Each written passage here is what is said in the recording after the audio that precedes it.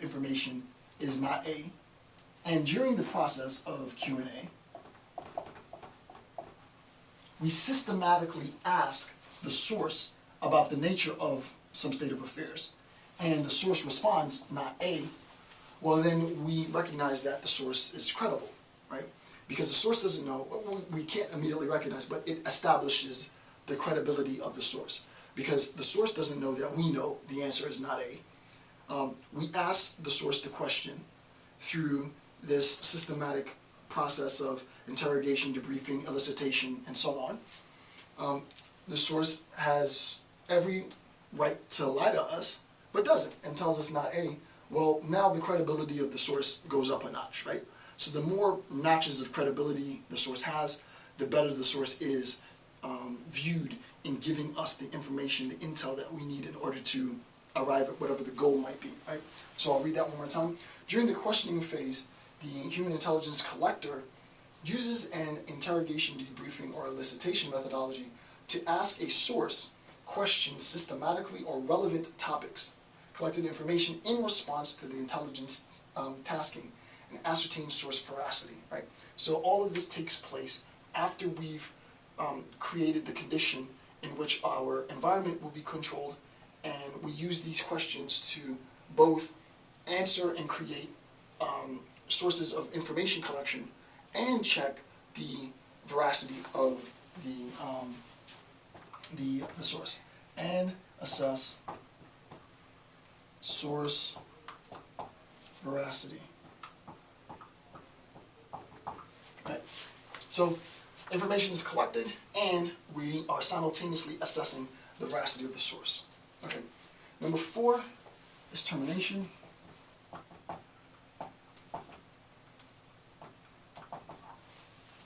Number 4 is termination. During the termination phase, the human intelligence collector completes a questioning session and establishes the necessary conditions for future collections from the same source. The only caveat being either by the human intelligence collector that is currently doing the investigation or future.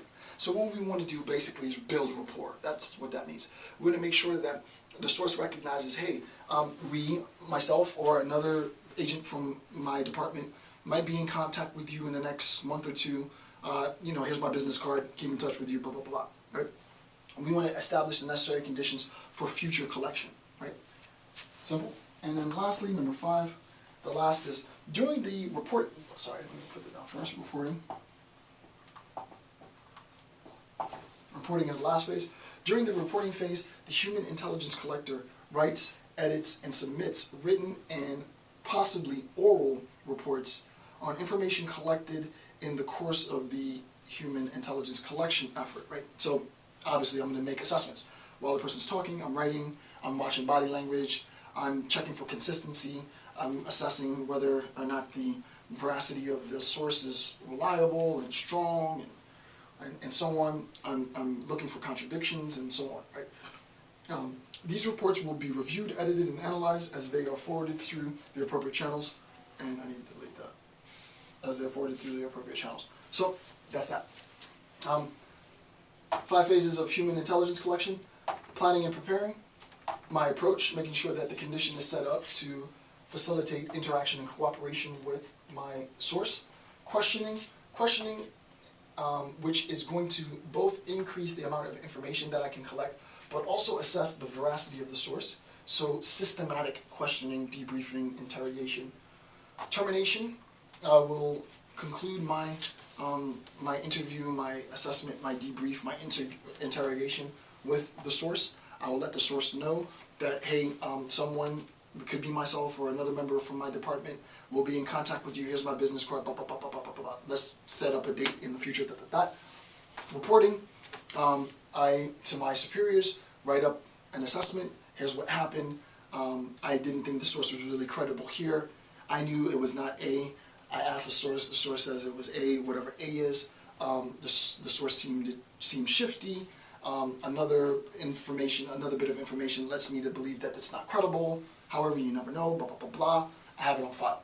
Next collector goes in with that information prepped and can make maybe a different approach, right? A more successful approach. Because the point is, you might not get what you want from a source, but it might not be that the source won't give you what you want. The source might lie, but if it were a different person, the source might divulge information. So it's a mind game, right? It's about trying to assess how to best appease the source, and if there's bribing involved, if there's interrogation involved, whatever it might be, to be able to create a condition in which the source recognizes the inevitability of his or her divulgement, or the benefit of his or her divulgement, or the fact that you might just be bribed to divulge, what have you, right? And again, I'm not talking on behalf of the federal government, I'm just a professor talking on behalf of me assessing this myself. I really don't know systematically what goes on, because the only people who really know systematically are the people who practice this, right? And I can't practice this, right? I would imagine that there's lots of certifications you need to get in order to do this type of stuff, right? So that is the structure. All right. And then we're almost finished. This section really isn't that long. There isn't that much information. In assessing and researching, I stumbled across a document, a very, very recent, obviously I'm dating my video now by referring to a date, but this was a little more than a month ago, March 3rd, 2011, right? So the document, and I have a link to the document, it's called Intelligence Issues for Congress, dated March 3rd, 2011, so it's fresh. It's as fresh as you can come. And I thought it was very interesting, and I think it's going to be, for me, it was a great discovery. I went through and read through the intelligence report. You gotta love a government that makes it that transparent, right? And here's what happens. Integrating the INTs is the section that I want to read. It's the INTs. Remember, and I'll go through, because I haven't memorized all of the INTs. Where is it? Hold on a second. So we said that the 5, and specifically the 5 INTs that we're talking about, INTs. Oops. INTs. Right? We're talking about geospatial intelligence, INT, right? GEOINT, geospatial intelligence, human intelligence, signals intelligence, measurement and signature intelligence, and open source intelligence. I think I actually do know it. So geospatial intelligence, human intelligence, signals intelligence, measurement and signatures intelligence, and open source intelligence, right? The 5 sources of INTs. So with respect to INTs, that's what we're referring to. That's what's being referred to in the document that I'm citing at the end of this. Now, this is my contribution, right? This is my contribution, right? This is why I think this is very, very important, because, you know, national security affairs is a relatively new discipline. So there's a lot of work that's needed to be done to solidify not only the jargon and the technical aspects, but a lot of the conceptual stuff is still in the development phase, right? So this video lecture hopefully is coming timely, because it's a little bit more than a month since this report was written. And here's what the report says. And this is also good for you, the viewer, because you'll be able to make sense of the significance of this report, this section of the report, because of all the things that I've already discussed up until this point, right? It's perfect, right? So here's the quote. Quote, "The INTs have been the pillars of the intelligence community's organizational structure," the 5 different INTs.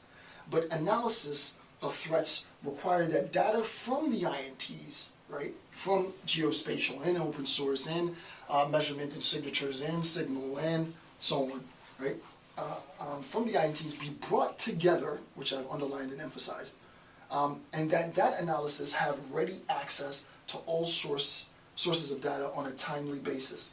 This has proved in the past to be a substantial challenge because technical problems associated with transmitting data, as we've seen in the WikiLeaks problem, which is just like humongous, and I'm not going to get into the WikiLeaks problem, but from a national security standpoint, it's a completely unacceptable intrusion, right? I'll let you argue about, you know, all of that later, but from a national security standpoint, it's completely unacceptable, because you can talk about the shaping. Maybe I will take a quick